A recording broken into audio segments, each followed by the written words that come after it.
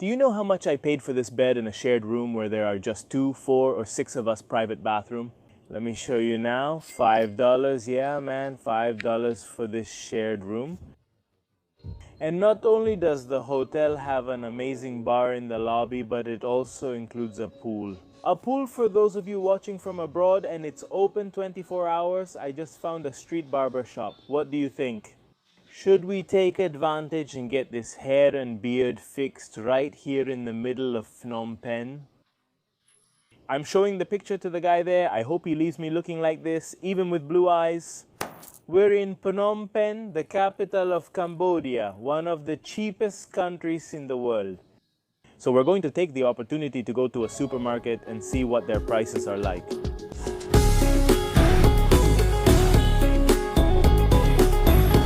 We're in a city that we could say is chaotic. Generally speaking, the country is like this. Everything happens on the street, typical of Southeast Asia. Families here play cards, there's commerce, social life. The houses are very small, so this is like a shared patio. A room here in one of these houses can cost around $80 per month. These are tenement-style houses. What do you call them, vecindades? In Mexico, like the one in El Chavo, a large percentage of the population lives here. Let's keep in mind that about 20% of Cambodia's population is below the poverty line. But these people who live in quite crowded conditions are not included in the count because only those who earn less than $2 a day are considered poor. In other words, we're talking about functional poverty, but there are many people who live their daily lives in conditions of structural poverty, which is much harder to measure. Wow. We have motorcycles everywhere here. They're playing chatran, which is Cambodia's traditional chess game.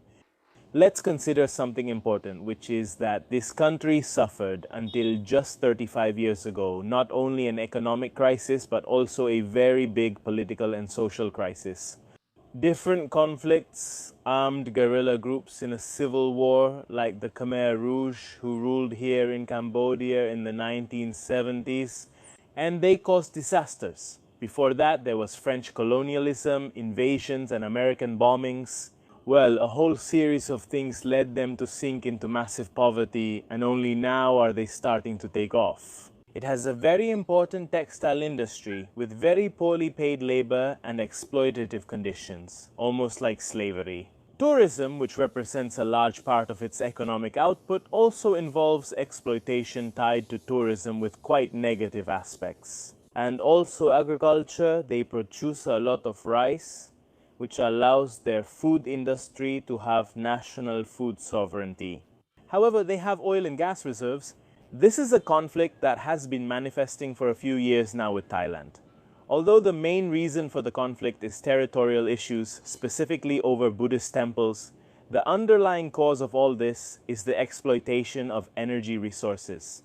But before going to the supermarket, let's go eat something because I'm starving. And while we're at it, we can check the prices. If we talk about food at a restaurant, here I ordered a vegan beef stew with bread for $2 and a coffee with condensed milk for 75 cents.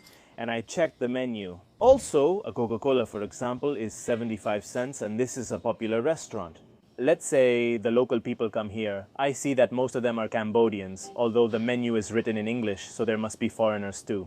But it's a more than affordable price, even the prices of the dishes in these small restaurants. So in these diners, the average is about $2 or $3. Let's taste it. It looks like real meat. I hope this vegetarian restaurant didn't trick me. And notice that there's a kettle on the table because if you order tea, you can refill it as many times as you want. Or you can also drink warm water, which is an Asian custom. Around here, I just found a street hair salon. What do you think? We took the opportunity to clean up this hair and beard right in the middle of the street in Phnom Penh. We're going to get a typical Cambodian haircut. This Argentine hair will become part of this pile of Cambodian hair. Gemeres, well, let's go Avanti, okay? How do I ask him to trim my beard and not shave it off? I don't know. I don't want to end up like in Turkey if you saw it. Yes, that's how I want it. Look. I'm showing this picture to my friend and hope he makes me look like this, blue eyes included. I'll take off my glasses for his comfort, but hope I don't forget them since I can't see without them. How will it look? Let's see how long it takes too. It's 4:20 in the afternoon. This needed to be tidied up. What do you think? Does he know about wavy hair? I want to take this opportunity to send greetings to my barber friends. Like a real man, all that's missing is listening to tango to give you an idea. A worker in Cambodia on average earns about $200. The thing is that, well, like in this case, here there are a lot of professions that are self-employed, people who work on the street economy is huge. Everything, as Maslaton would say, is very barani, and their income is minimal. Let's say this haircut costs 5,000 rios, $1.25. How much can they make in a day? Practically just enough to get by. Now, with $200, the purchasing power ends up being quite high. It's not the same if we compare it to our countries, at least Argentina, which is extremely expensive. When we go to a supermarket, we'll find affordable prices. I should clarify, most people don't shop at supermarkets, but rather go to local markets or buy directly from street vendors. Hey, he's giving me the soccer player haircut, just like I asked. I think I'm going to come get a haircut at El Pelo in Cambodia whenever I need one. This reminds me of Tangalanga and his dialogue with the hot-tempered barber, one of my favorites. Hug me until we get a smile out of the guy. Such professionalism, huh? Yesterday I passed by your house and you threw a pen at me. I didn't see it.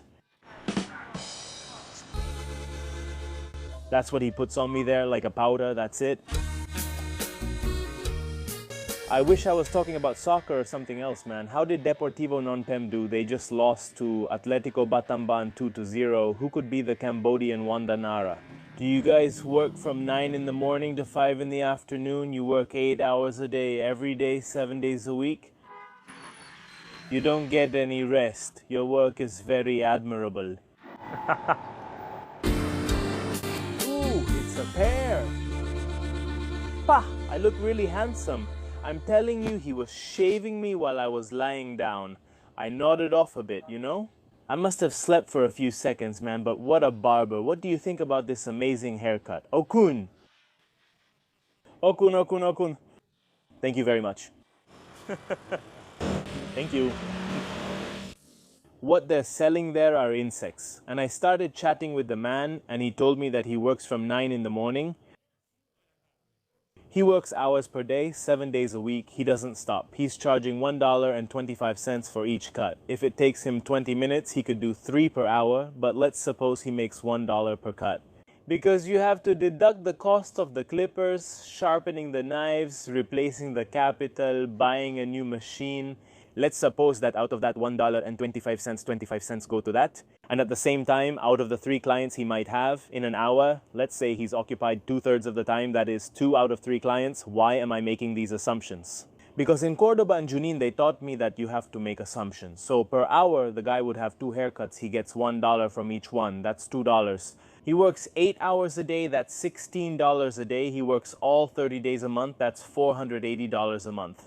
Oh, and in those 25 cents, we also include those days when, like, he's sick, holidays, etc. Well, $480 a month, let's say maybe it's a bit less. That's above the average for the population. That's fine. The one who earns $200 is someone who works with a fixed salary, who doesn't depend on demand. The barber depends on the demand of each person who comes in for a haircut each day. Today it was busy because I had to wait, but there are days when it might be emptier. If someone feels bad and can't work, it's the same for everyone. There's no social security here. If you're sick, you don't get paid. I'm not going to take a shower either. Clean up this hair a bit and go more comfortably to check the supermarket prices. The video is taking a while, huh? Patience, we're getting to it, so you have a reference. I got this room here by renegotiating the price because when I extended my stay in Cambodia, I got it for $20 a night. And I'm right in the city center, just next to the train station. And there are hostels that cost $5 a night, but then I have to share with 8 people. I prefer the peace and quiet of a hotel above all because the price difference isn't that much. Fun fact I'm adding, this is another day after the video. Different but necessary to share the prices. I'm in a hostel in Phnom Penh, the capital of Cambodia. Do you know how much I paid for this bed? In a shared room where there are 2, 4, 6 of us, just a private bathroom there, which I'll show you now, $5. Yeah, man, $5 for this shared room. You've got your own locker to leave your stuff in. Here's the bathroom, which isn't bad at all, huh? It's fine, shared with 5 others, and usually those 5 are some real characters, but you can handle it. And not only does the hotel have an amazing bar at the reception, but it also includes a pool. Pool for those of you watching from outside, and it's open 24 hours. Look, here we are. It's past 11 at night, enjoying the pool at this hostel. We have to see how clean this pool is, but you probably pick up fungi from all over the world. I'm already showered, changed, and I've arrived at the supermarket. Laki is one of the most well-known, most famous in Cambodia. Apparently the owners are Chinese. In this place, I think we're going to find products from everywhere, so let's go in and check it out and see. Indeed, if this is one of the richest countries in the world, keep in mind that most of the locals don't do their shopping here. This is more for the elite, while most people shop in popular markets like we've shown in other videos. Here, people with higher purchasing power do their shopping. And I guess it could be that imported products are more expensive. But anyway, let's go take a look around. It's very Chinese. Chinese music plays, many Chinese people shop here, and there are lots of Chinese products. It feels like a supermarket in China. But in Cambodia, we're going to start with a product that used to be a staple in my basic shopping basket, which is Coca-Cola. I stopped drinking Coca-Cola a month ago, except for a Fernet I had in Vietnam. In that case, I'll make an exception. And here it's 2,100 reals. What I didn't tell you in this video is that the currency they use in Cambodia is the real. It's 4,000 reals. A dollar would be almost 50 cents, the little can of Coca-Cola. Not even the 1-to-1 in Argentina dared to go that far. And I'm replacing it with Schweppes dry ginger ale, which they also have. 2,100 reals, almost 50 cents. You want a healthy life. You don't want to drink Coca-Cola or soda? The 500 milliliter half-liter bottle of water is 1,000 reals 25 cents. It's key to drink bottled water in Cambodia. At least that's what Aradu, my producer at the theater, told me. By the way, I want to let you know to stay tuned because on May 16th I'll be performing in the city of Cordoba. So you can buy the tickets in the video description. There's a great variety of beer. I should buy several to try. There's the Cambodian brand, which is one of the local ones. 450 for the 330 milliliter bottle, this little bottle. That's about $1.10. And if not, there's the Angkor, which is 4,200, a little cheaper. Ah, look, I'm converting. And here in small print, it looks like the price is in dollars, because in Cambodia, they have a very dual currency economy. They accept both dollars and rials. You pay with $10 at the supermarket, and if your total comes to 5 and they do not have $5 to give you as change, well, they give it to you in reals converted at 4,000, just like that, simple. A similar thing happened in Argentina in the 90s with the dollar peso. You could pay with either currency. I think that's still possible today. I don't know how it works if you're going to pay with dollars at the supermarket. I think in Argentina you can kind of do the same thing. Pay with dollars and then they give you the change in pesos. But I think the exchange rate isn't favorable. Look, here we have the Cambodian black. In a can it's also $1 for the beer, and the cheapest of all the beers is this one here. 71 cents, the Cambodian beer little cans. Look at the variety of booze. There are some pretty strange things. On one hand, the whiskey goes up to gold label. It's $54.56. And then there are some really weird Asian things like this bottle here. Shoya Natural Shiso, which is a Japanese liqueur, is $26.73, good to take as a gift. Not bad. This smaller bottle is 14.05, and we have Spanish wine, Tempranillo, from Vala Negra. It's 14.96 for the big bottle. How much does it hold? I'm afraid of breaking it, but it's huge. 1.5 liters. Wow, it's the most demijohn-like thing we can find. We'll find Argentine wine here. Let's look. We have French wine, Australian wine, more Spanish wine, Chilean wine. Let's see if there's Argentinian. There's no Argentine wine, apparently. They don't have Malbec. Here we can find a Cabernet Carmenere, which is from Chile. It's 14.68. The standard bottle is 750 milliliters. Let's go with our Chilean brothers. But there's no Argentine wine. I'll take this opportunity to let you know that an epic trip is coming up. Really epic. So stay tuned to the channel. The amount of snacks there are, Asians really love snacks, don't they? It's impressive. Just imagine the medical checkup after eating so many ultra-processed foods. But look, we have everything from tube-shaped potato chips with, look at this, truffle flavor, this one here with this barbecue sauce, pizza-flavored chips of all kinds. I mean, man, aren't the classic ones enough for you? You just put a little dip there and that's it, right? But here they have to add everything. They go all out. Even these, they're like octopus snacks. What's up with that? There are even things that are totally meat-based, which, well, I wouldn't eat. But even the traditional brands like Lay's have adapted to the Asian market. For example, this one is sushi seaweed flavored. Classic Lay's is actually the least popular. People eat it the least. Look, these here must be super spicy. They also have meat flavor, paprika flavor, spark. Look, like Damien Cook's mushrooms. This here, look, it says halal, first cousin lokoyer. Let's take it so you have a reference. Let's say Lay's chips, the regular one is here. What does it say here? Like free, they don't have a price. Well, let's go with the ones next to it. Flavored ones are 83 cents, 43-gram package. They're not 40, not 30, not 50 grams, 43. To make a comparison, and they're all around that price. And Pringles, international premium brand, $2.88. Are Pringles a bargain? Oh, they don't sell you popcorn in a tube, $1.71. Caramelized popcorn in a tube. Wow, that's crazy. Pochoclos means popcorn. For those watching me from other countries, these are noodles made into crunchy snacks with barbecue flavor. $3.56 for the box. And this is the same but spicy. And also among the snacks, they have dried products, dried fruits everywhere. Here, for example, they have mango, which is 5.98. This 300-gram package, which I really love, is delicious. Or you also have fruit chips, which for example are here. In this case, they're Vietnamese, $1.22. Among all these snacks, they seem healthy to me. They're ultra-processed, but well, what do I know?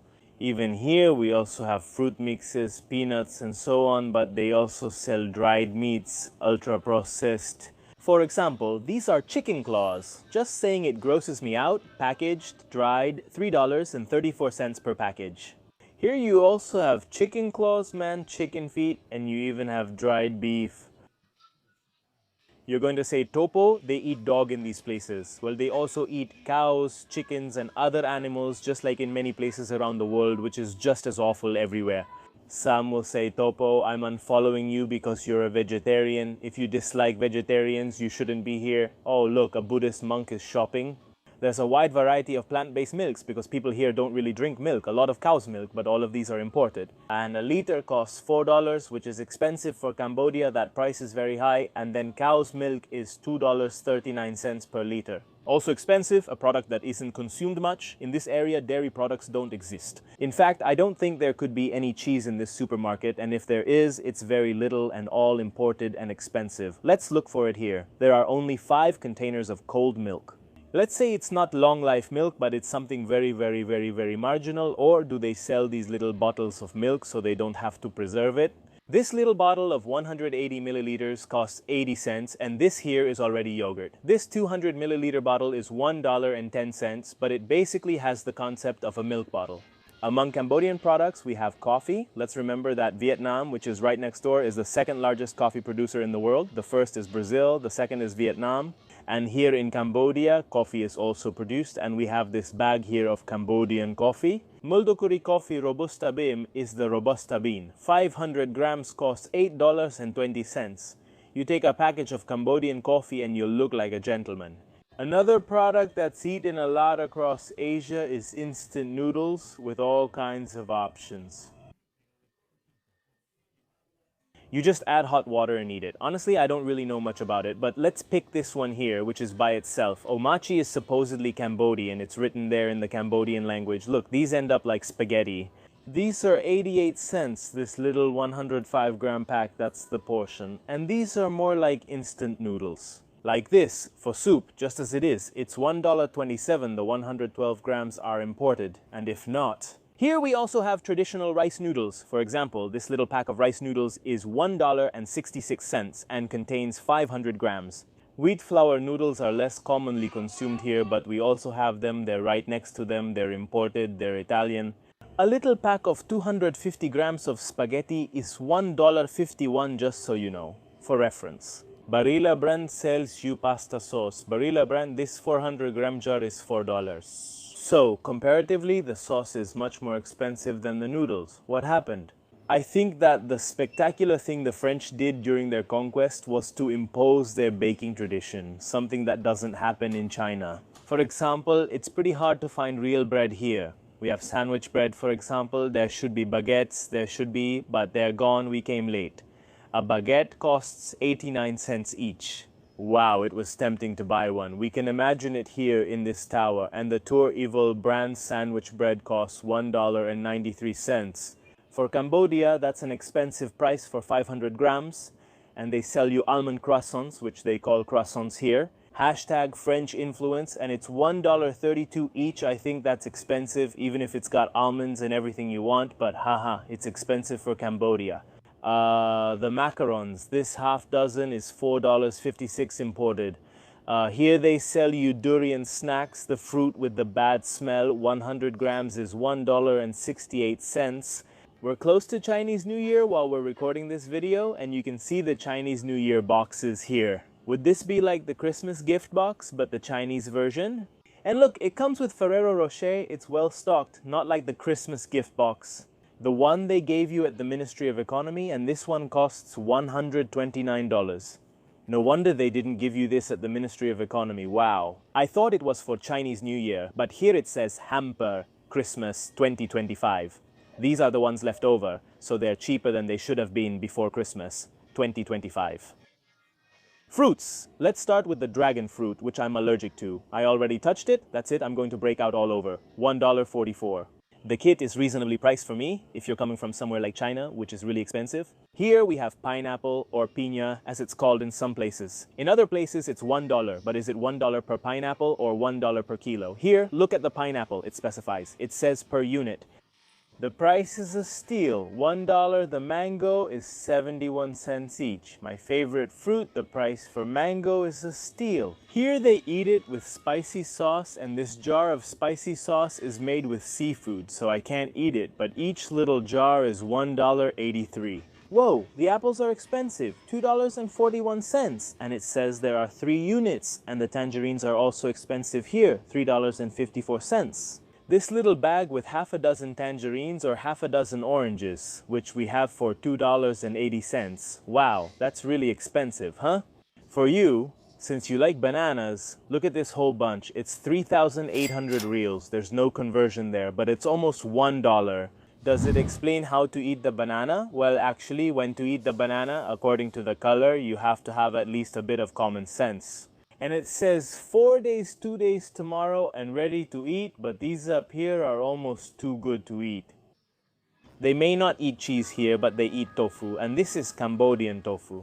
Specifically, it's $2.27 for 300 grams, and there are different varieties of tofu like this. For example, I love this one here. You cook it there in the pan, flipping it over, and it's delicious. It's like a smoked tofu, you could say. It's $1.51 for these 6 pieces that add up to 250 grams. Oh, they also sell these bags of seaweed, which are also delicious. It's $2.37 for 500 grams delicious, and very hard to find in Argentina. Hey, I'm looking at myself in the camera, and it kind of looks like the barber gave me a Kim Jong-un style haircut, huh? I'm the North Korean guy. I noticed that eggs are sold by the dozen here. Why does that surprise me? Because in China they sell them by the kilo, they weigh them. Well, actually not by the dozen, but in packs of 10. Here it's 10 units, and the 10 units cost $1.24. Oh God, igerkes, Polish sweet and sour pickles. Look there, just like it says igerkes. That's also how you say it in Yiddish. Well, they call it ogorki, actually, the Poles. $3.90 for 680 grams, is it? Let's see, my old man will say, but why did you bring us this? Oh, it's delicious. They're not expensive, huh? A steal? These Korean sauces must be really spicy. It's $1.90 for 170 grams. I'm telling you, I'd buy a couple and spread them on some chips. Let's see if we can handle it. I love spicy food. I noticed that very few products are Cambodian. Most of them here are imported, and then the Cambodian products are sold in the markets. It's very similar to what we saw, for example, in countries like Equatorial Guinea or Cameroon. You were a European colony, and when you look at the products being sold, they're tied to the colonial regime. You produce some things but get the rest of your daily needs from elsewhere. And that's even though there's quite a bit of agriculture here, but most of the products in supermarkets in this more upscale kind of shopping are imported. Even just like in Equatorial Guinea, there are very few products that have the little sign that says made here. In this case, in Cambodia, and they kind of highlight it, that's what's unusual in the supermarket. The rest is all imported, but just like in China, the same thing happens here in Cambodia. There is no deodorant in the supermarket, it doesn't exist, it's not used, there isn't any, there's no human smell anywhere really, nothing to disturb the scent. It seems that the French didn't impose that on this colony. Here there's an exclusive shelf of Cambodian products. This is just like Equatorial Guinea all over again. We have Cambodian teas. This little box with 25 tea bags costs $4.66, which is expensive for a local product. What is this? Kampot Upsefel, we took the train to Sihanoukville, and by the way, Kampot is very famous for its pepper production. This little jar with 100 grams costs $1.76. Mango rolls cost $4.34. That's expensive. I think we're taking it. Boom! Into the cart. Let's grab a couple of things to try. The mango, we're taking it. Why not the pepper too? Because I don't cook. Well, the coffee, which we already saw before, and there are a couple of vinegars, etc. that come from here in Cambodia. Cambodian production isn't that extensive. Some beers. A few other things. Rice. And that's about it. Let's check the price of rice. What's up with that? Here we have jasmine rice at $2.41 for a 2-kilo bag. But be careful, because Cambodians don't eat as much rice as the Chinese do. They eat more bread. Wheat flour like we do. And here I came looking for flour, wanting to find wheat flour, but there are different types and I can't find wheat flour specifically. We have fish flour, mixed with... Oh, have I eaten things made with fish flour? Inside they have rice flour and tapioca flour. I even saw banana flour somewhere too. That's crazy, but I can't find wheat flour. They don't have it in this supermarket, huh? Look what I found here. I found the luxury product, cheese. 2 kilos of cheddar, $40, and the basic salary is $200, 2 kilos of cheddar.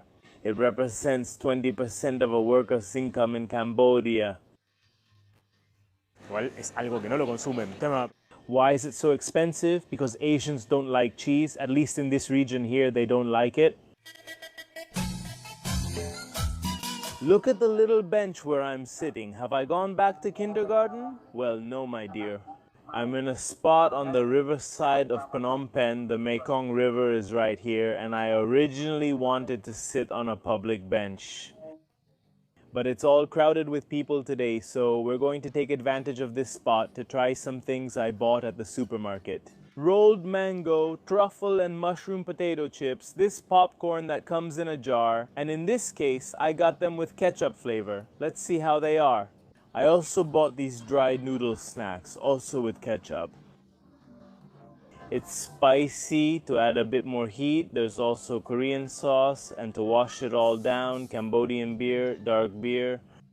Nowhere else do they charge you for the bag, only at this supermarket. All of this cost me $16.50 imported products, right? Oh, I love it. This spicy thing isn't that spicy. You know how spicy food can be kind of sneaky, right? Let's try these truffle chips first, without dipping them in anything spicy, to see their original and natural flavor. Wow, these are really good. A newly acquired taste. And let's see what happens if I add some spice.